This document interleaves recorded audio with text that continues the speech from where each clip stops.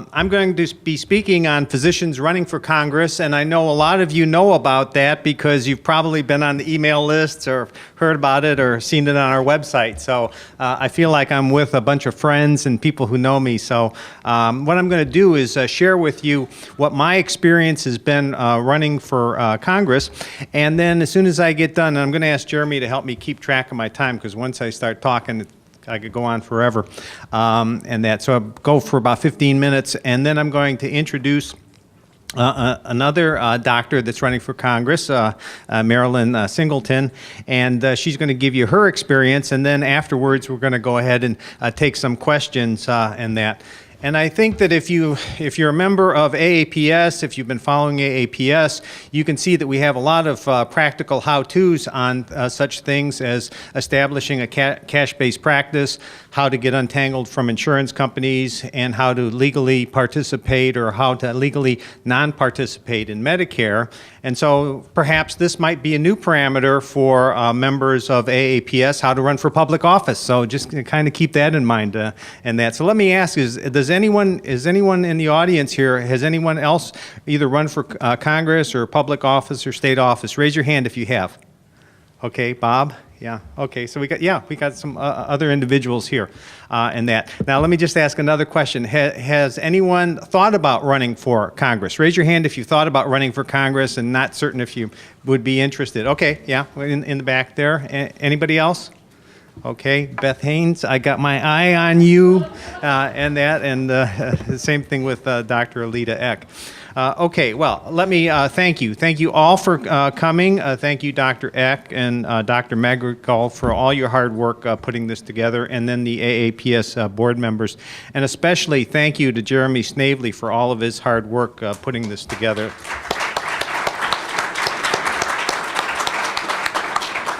As Dr. Huntoon mentioned, I'm a local San Diego physician. I work out of Scripps. Not only an AAPS board member, but I ran for Congress in District 52, and that happens to incorporate this area. What I'm going to do is mention, for starters, why I decided to run for Congress.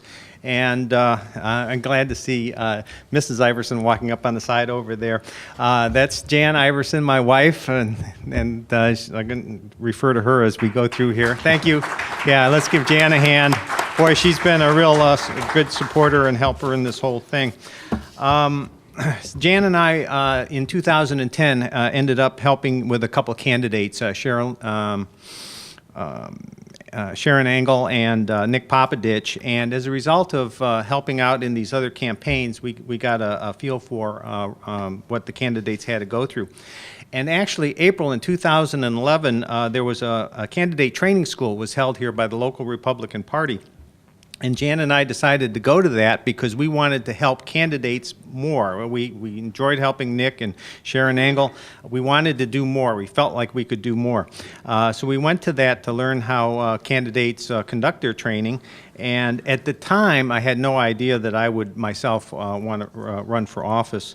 And then right after that, there was a True the Vote annual conference out in Houston, Texas. Has anyone heard of True the Vote? Yeah, okay, that's a national organization that is watching for voter fraud, and they do a lot on a national basis. And I saw a couple candidates who were victims of voter fraud, and this bothered me. So I got on the plane one day, told my wife Jan, I said, look, I'm going to go out to Houston and go to this conference and see what's going on with this voter fraud. So that was one of the things that I thought was very helpful. And then if you are running a campaign, you not only have to do the mechanics of a campaign, you have to be very aware of voter fraud. So we did this to help other candidates initially. This takes us up to May of 2011. And at that point in time, I thought, well, you know, I might as well just run for Congress myself. Let's see how the redistricting goes. So what I did in May and in June of 2011, what I did is I collected all the rules and regulations to run for state and federal office. And in the state of California, in your own states, you have the same sort of thing. In California, we have something called the Fair Political Practice Act. And then in the federal level, we have the FEC, the Federal Federal Election Commission. There's approximately 500 pages of information on each state and federal, so I downloaded about 1,000 pages of information, and I collected that while I was trying to decide what I was going to do. And I had decided that whether or not I ran myself, knowing that information would be helpful to me so I could help other candidates and that. So that's why I collected all of that information. And what I did is I talked to other people who had had experience either running for state or federal office, and then other people running for campaigns. And then I spoke to Sherilyn Eager. I don't know, I know some of you know who she is. She is a candidate for Congress or she was a candidate for Congress in Utah. She has also been a speaker at AAPS meetings. I called her up because she's very experienced, and told her I was interested. I was thinking about running for Congress, wanted to see what she thought I should do.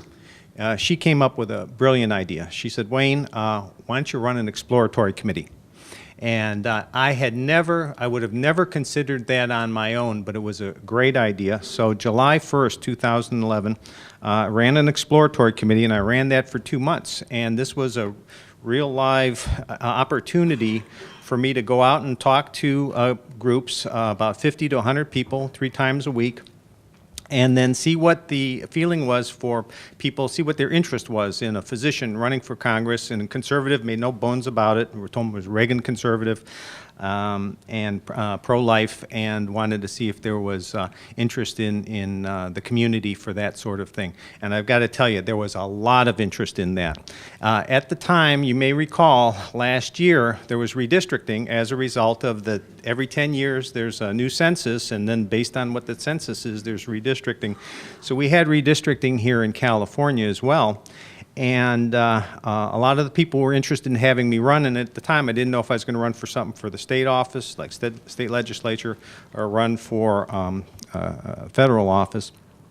And everything worked out perfectly. The redistricting worked out perfectly for Congress, for example, in that when they drew the lines, it included my 2 offices in Poway and La Jolla, and plus included the place where I lived. So this was my community. This is where I practiced medicine, had literally thousands of patients over 35 years of private practice. Literally thousands of patients. These people are my neighbors. I drive the streets every day, back and forth.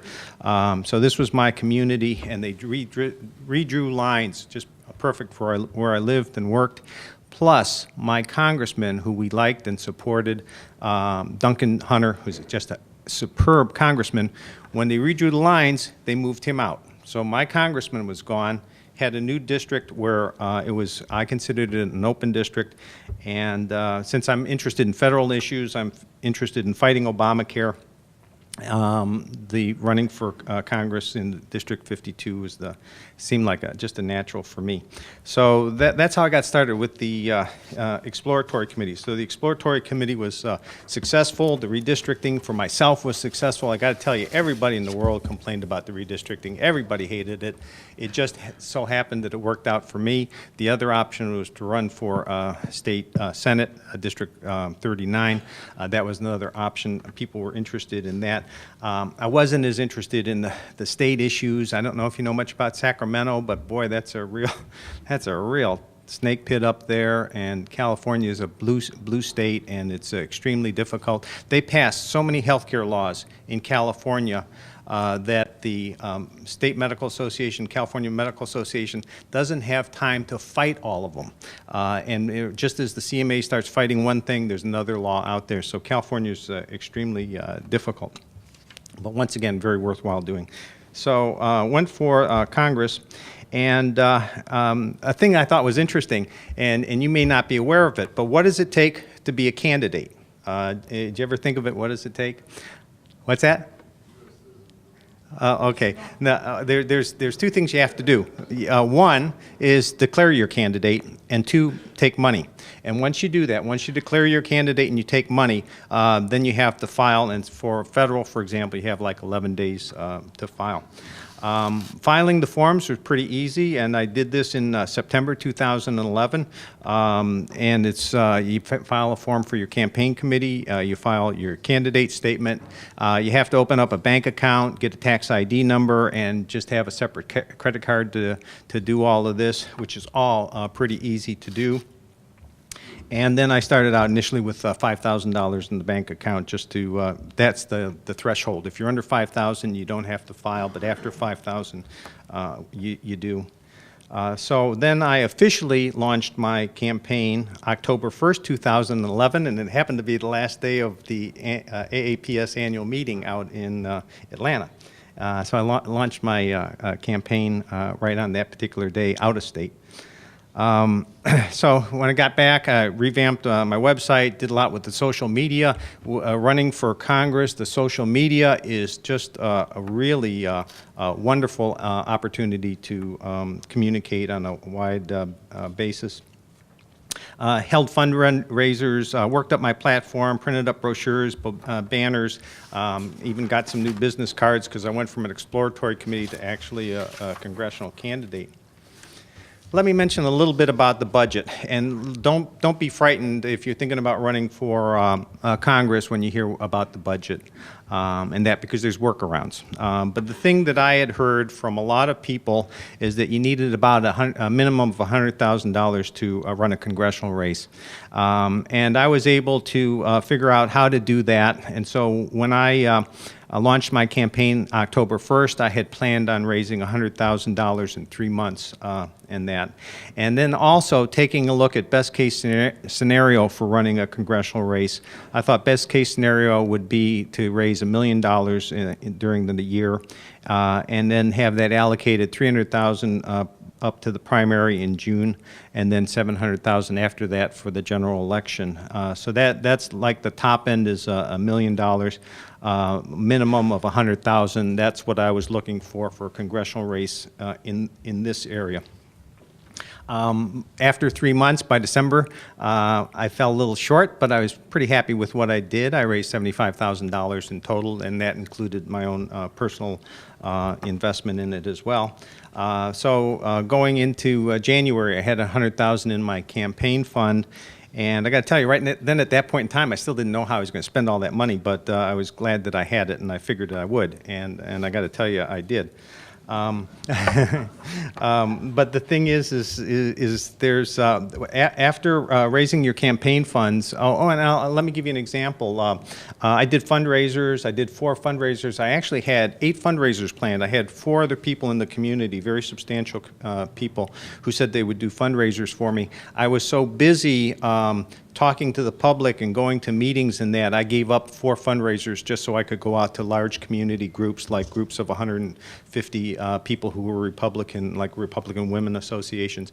And then, so I gave up some fundraising opportunities to meet people in the community. That was part of the reason I fell a little short. But the other thing that you do, besides raising the money for your campaign, you have to recruit volunteers. One of the things I didn't understand early on, but I found out later on, is volunteers are money workarounds. Let me say that again. Volunteers are money workarounds. However much money you need to run your campaign, if you've got good volunteers, that can be a real good substitute for actual dollars. The other thing I did is I recruited some advisors. I had 2 very good advisors. Don't have time to go into who they were, but let me tell you what my advisors did. They helped me write my platform. They helped me with my strategy for my race. They helped advise me on dealing with opponents. They offered to help me with debate preparation.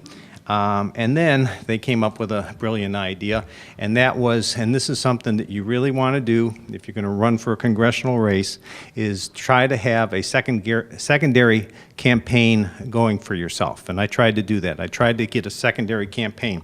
One of the things that I noticed in this primary is a lot of the people that were successful, they not only had their campaign, they had a secondary campaign going. I had never heard of a secondary campaign before, but found out a lot about that. Basically what it is you take somebody who's running for Congress, like Margaret Singleton here, and we could decide, in addition to whatever support that she gets, we could come up with our own whole secondary campaign to push her over and make sure she gets enough votes. And there's a way to do that. And it's legal, and it goes through registration. And you can think of it as a PAC or super PAC can do that. So I was looking for a secondary campaign and that. When you have people who are working, you have to have a treasurer, and a campaign manager is a good idea, and my wife Jan filled the bill for that. Once again, she had gone to all of the leadership training that I had gone to. We had worked shoulder and jowl for a couple of years, and so she knew everything that I knew, and she was perfect for the treasurer. One of the things that helped out an awful lot is there's some real good online campaign software that helped to do the books and do the reporting to the FEC and that. Let's see. Let me just check my time here. Okay, it looks like I'm getting close. Well, okay, what I'm going to do is I'm going to skip what the strategy was, just let you know what my platform was. My platform was threefold. It was on healthcare reform, taxes, and career politicians. And these were the three. Do I got that much time left? Oh, wonderful. Okay. Those were the three things that I was out talking to the public. And on healthcare reform, obviously, to kill Obamacare, I was just thrilled last night that Obama said Obamacare was fine. The local newspapers, every time I said I was opposed to Obamacare, they say, well, Dr. Wayne Iverson, running for Congress in '52, who derisively opposes Obamacare. They always had something negative to say about my saying Obamacare, and now last night we saw on TV that Obama's happy with that term. So now I can say Obamacare in public forum without being derisive. I just love it, you know. So I think that was a mistake on his part, and that. Okay, well, let's see. The demographics for the District 52, and this is interesting, and it'll be interesting to hear what Margaret's demographics are. I'm sorry, Marilyn's demographics. In this area, 1/3 Republican, 1/3 Democrat, 1/3 undecided. How do you like those odds and that? And the thing is I loved it. And the reason why is I figured I could draw Republicans, I could also draw undecided, and I could draw, quote, good Democrats. Does anybody know what a good Democrat is? Okay. Here's my definition of a good Democrat, and I met a lot of these people. That's a Democrat who said, I voted for Obama in 2008, but I'm not going to vote for him this time. I thought that could be my vote, and that. So I was out there looking for good Democrats, and I also, in my volunteers, had Democrats for Dr. I. And what I did is I had all of my brochures and that, and then I would have the Democrats, and a lot of these were my patients who said, look at Dr. Iverson, I always vote Democrat, but I know you, I'm going to vote for you. So I would sign them up as Democrats for Dr. I. I'd have them take a look at my literature, and then they helped me with my messaging. And they did. What I did is I changed things around so that the undecideds and the good Democrats would be able to accept me. And I found that was a real barrier, and I don't know if Marilyn has the same experience, but you know, if you go out to physician groups where there's Democrat physicians, a lot of times what the Democrat physicians will ask you is the first thing they'll ask you when they find out you're running for office. They'll say, what party do you belong to? And if you're talking to Democrat physicians and you say Republican, turns them off just like that. Anything else you say, they're not going to listen to. So the first time, and this was up at the California Medical Association, American College of Physicians, my specialty society, they're a bunch of liberals. They love institutions. So the first thing I said is that, I said, well, when they asked me what party, I said, well, I'm sort of a Democratic Independent Republican. And so they would laugh at that, and they would give me a chance to say something else. But if I just said Republican, that's it, it would shut them off. But as I went on, I would go out to other groups, and people would ask me, these would be, once again, undecideds who didn't like Republicans, even though they were Republican. They were undecided, didn't like Republicans, even though they were Republican, and Democrats. And they would ask me, what I would say is, I'd say, look, I'm a Republican, but I think I can represent everyone well. And the thing is that gave me an opportunity to open up a conversation and then talk about what my positions were and that. Okay, well, let's see here. Let me just mention what ended up happening, I was unsuccessful in the primary on June 5th. We have in California what's called an open primary. There was actually 10 candidates running in my district, and you had to be in the top 2. And with the open primary, anyone of any party could vote for any candidate. And so I came in kind of in the middle of the pack, and so I'm not going on to the general election. But the thing is it was a great experience. I don't regret a moment of it. I kept my practice going full-time, 50 hours a week. My wife works as my office manager, 50 hours a week, and then we both put in 50 hours a week on the campaign. So we were working about 100 hours a week. It was like being an intern again. That was what the work level was, and that don't regret a bit. It was very good. And then people have asked me. They say, "Well, do you think you'll ever run again?" And the thing is what Jan and I have said is we're going to keep all of our options open. But let me just tell you what some of the key factors are to winning a race, like a congressional race. It really helps if you have more Republicans than Democrats, significantly more. And the thing is if you've got an even number, it's going to be very difficult. It also helps if you get the Republican endorsement in that. Now, the thing is even though I've been lifelong Republican, probably going back to Eisenhower, that's way back, isn't it? The thing is I haven't been real interested in the Republican Party because I always figure they're pretty lame. I'm Tea Party, okay? So if you're Tea Party, it's kind of like, well, the Republicans, they're kind of like lukewarm. And they're not, a lot of times we don't think they're conservative enough. But the thing is I didn't know the force of a Republican endorsement. It is very, very strong if you're running for office and that. So you want to see if you can get your party's endorsement and that. The campaign funds, the more, the better. The more the better on campaign funds. And then this other thing, like I say, if you can somehow or other arrange or coordinate, and you have to be careful on how you do it, if you can get a secondary campaign interested in you, that would be really good. Now, physicians, actually, it's not that hard to do. You just have to have the right pipeline of communications. When I was looking for my secondary campaign, I didn't look for the physician groups because some of these physician groups are more liberal-oriented. The thing with the physician groups that run secondary campaigns, though, is they like to have a key guy in office that they can work with and have a friend in office with. So they kind of split between Republican and Democrat and how they do things, at least the stuff I've seen in California here. Okay, so anyways, that's basically what my experience is, and once again, I had a great experience. It's well worthwhile. If you have any thoughts at all about running for Congress or a state office, let me encourage you to do so. You'll find it's a great experience, and that. Okay, well, thank you for that.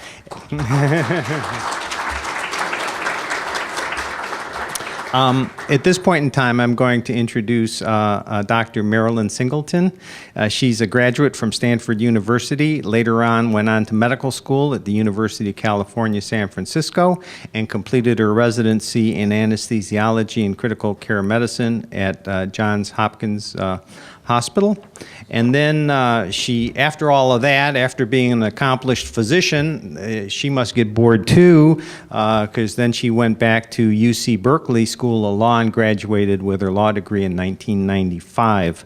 She currently is running for Congress in the California District 13. Let's give a warm welcome to Marilyn, and after she gets done with her talk, we're going to take questions on the floor here. So Marilyn, let's give her a warm welcome here. Hi, I'm Marilyn Singleton, and I am running for Congress in California's 13th District, which is West Alameda County. A lot of people call it the People's Republic, but we're managing there. I managed to make it to the top 2, and I'm only one of 2 independents that made it to the top 2 in the open primary. So we're very proud of that, because when Wayne gave his statistics, you ain't heard nothing yet.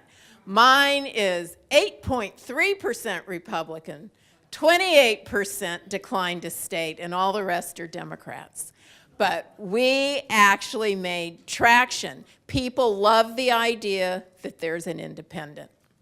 So I kind of beginning this thinking after hearing all those folks at the convention just going on and on about how this bad thing happened, that bad thing happened, this is why I'm going to make a wonderful congressperson. Well, I wasn't born in a cave and I didn't have a bad life. I grew up in San Diego, up the street from the Ebony Inn Motel, but nonetheless, it was a great time growing up. I come from a long line of doctors. My grandfather was a doctor in Lima, Ohio, ground zero of the presidential race.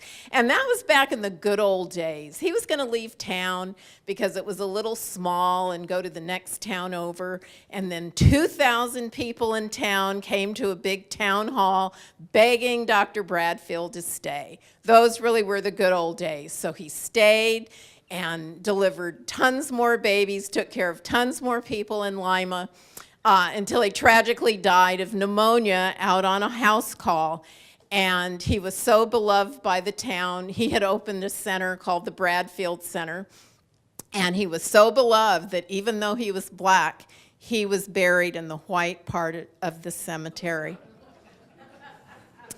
Then my father was a flight surgeon with the Tuskegee Airmen, and so I was born to be a doctor.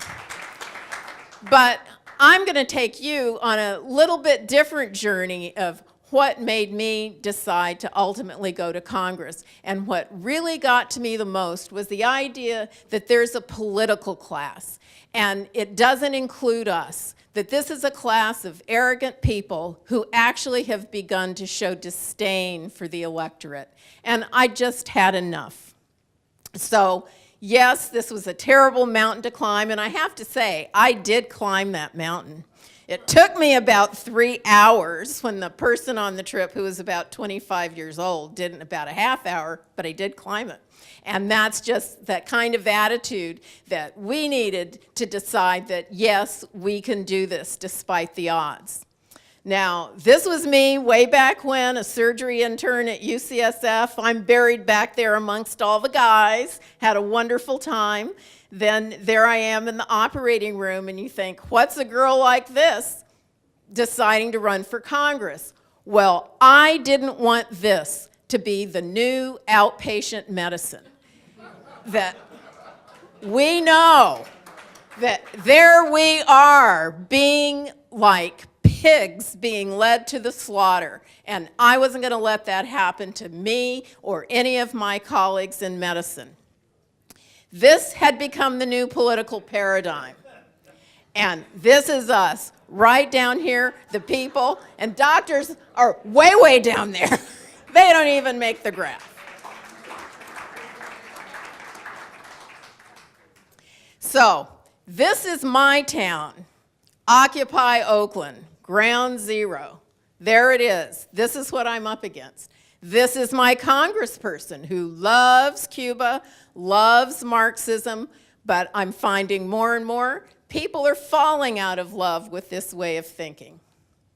So it was time to stop working so hard at apathy and go out and do something. So there I am, finishing law school, and proud to say received an American Jurisprudence Award in Constitutional Law. And there I am on the steps of the Supreme Court. Not that I argued there, but there I am.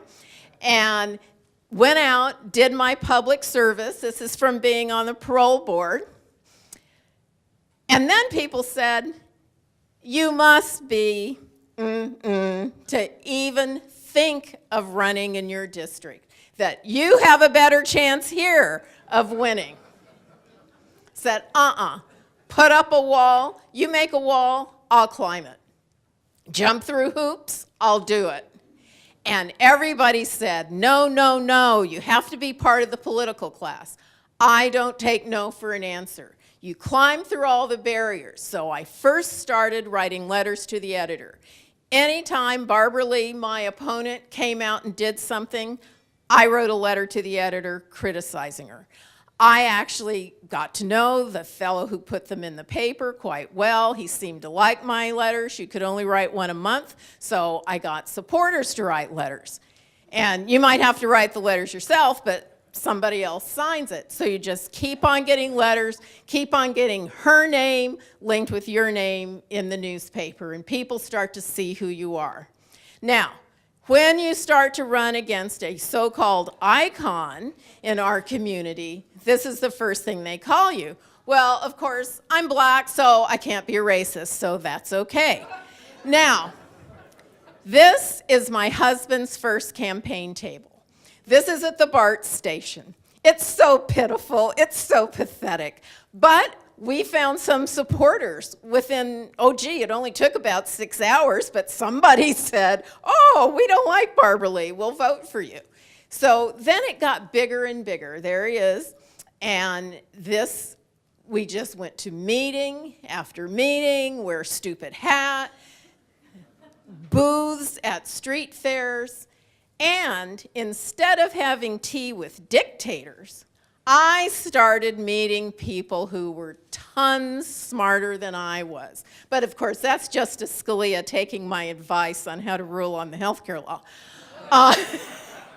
Then my college classmate, Star Parker, Alan West, Tom McClintock, Ann Coulter. You never take a picture next to Ann Coulter. You look so fat if you're next to Ann Coulter.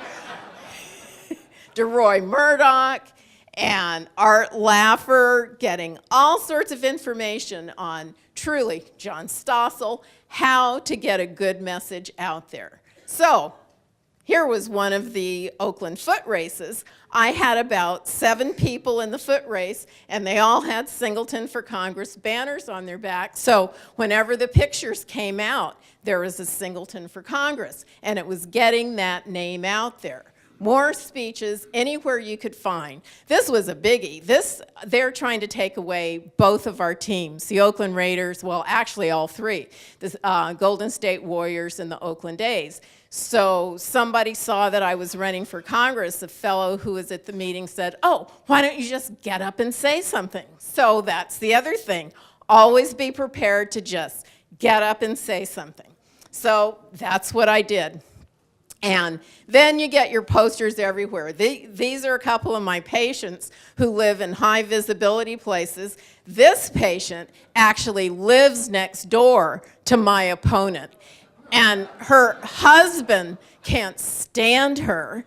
And so not only did he put a sign out in the front yard that has a gun on it, and it just says, "We don't call 911."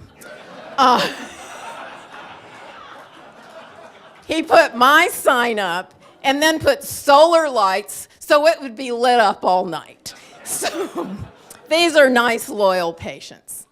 So local bar, and you just try to get your signs everywhere you can. Yet again, race card pops up. You know, the more your name gets out there, they figure this is what you can yell, but not us. We're everywhere. There's no place we aren't, and there's no people we aren't around.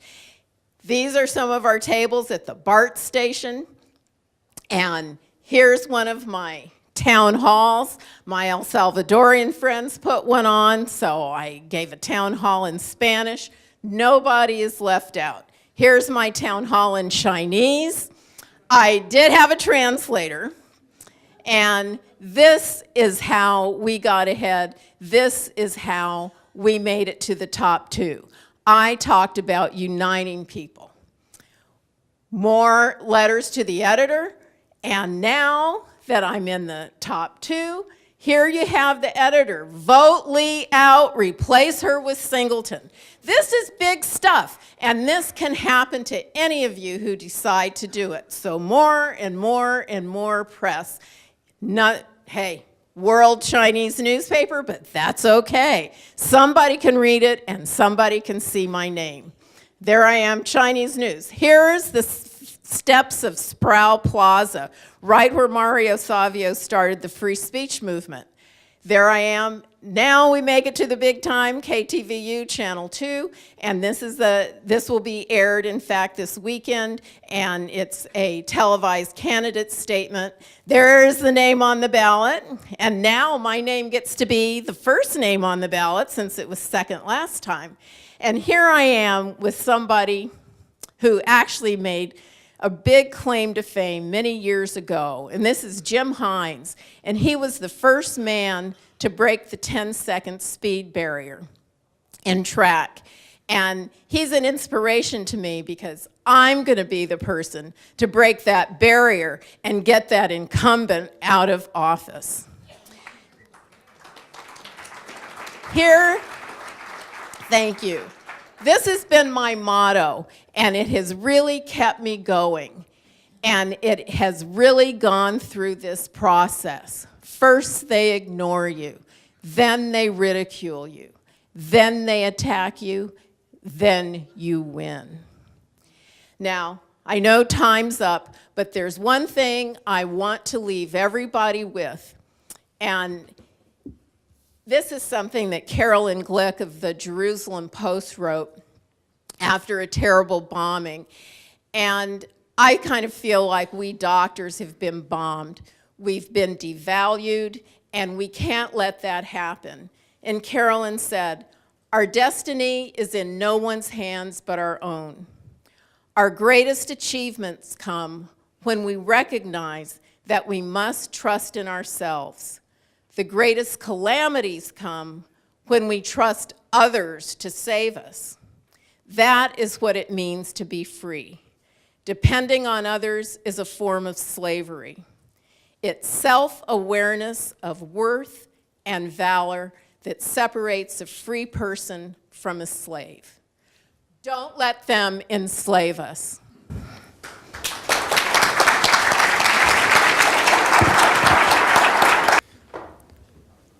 Okay, Dr. Singleton, myself, we're going to take questions here.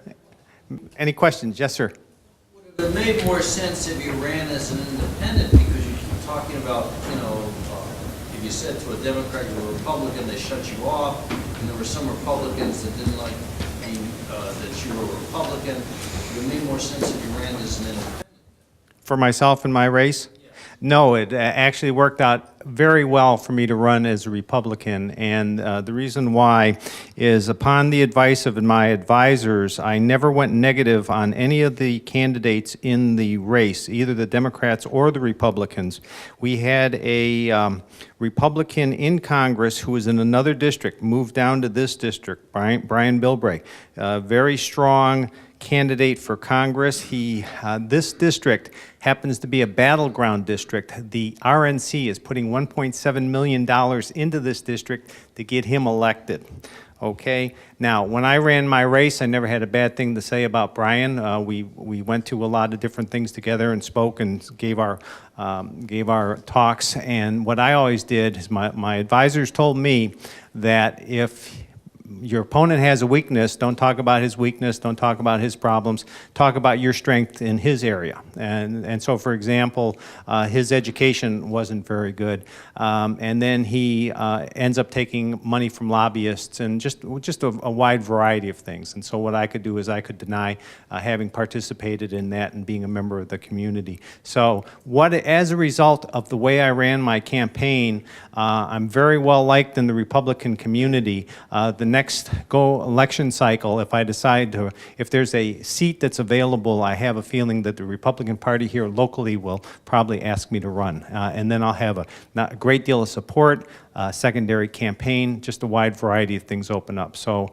I've been a Republican, I'm going to stay a Republican, and it worked for me. Well, and in my district, it was just the opposite, and something that Wayne had said about people not listening to you. And the first thing they ask is what party you are. And when I can say I'm no party preference, and this was the first time because of the new election system in California that you could run and not be associated with a political party. So that's what I chose to do. Just one real quick question. Yeah. Singleton, how is your message of the Tea Party going over at the University of California at Berkeley? Well, I'll tell you something. When I was speaking there, it was actually at a libertarian rally, and what I was speaking about was individualism, jobs, and opportunity. So this is one of those things where it really doesn't matter what group you're in. You do know that there's a lot of things that everybody's united on. And in our area, both Tea Party types and libertarian types are united against Agenda 21 and the takeover of private property. There's a lot of things that draw people together. Everybody is united on the end to crony capitalism. And they know it's just socialism for the rich. So there are a lot of things you can pull out and have people of different parties. It's just that when you can come out and say, this is what I believe in, and that's what you talk about, and that's that. Yeah. My experience with the Tea Party is that the Democrats do not like Tea Party candidates. A lot of undecideds don't like Tea Party candidates. And believe it or not, moderate Republicans, some moderate Republicans do not like Tea Party candidates.